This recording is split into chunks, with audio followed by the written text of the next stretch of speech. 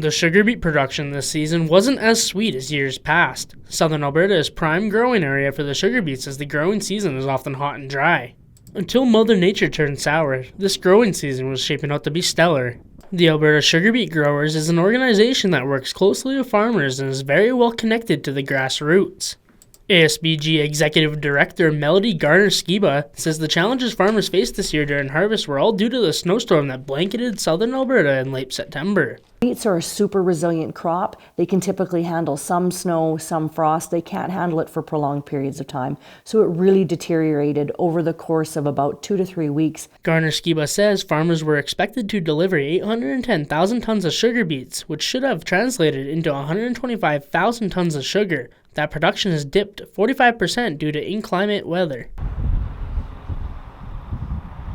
Tempest Sugar Beet Director Corey Vandenelzen says the farmers did as much as they could with their crops despite the limitations.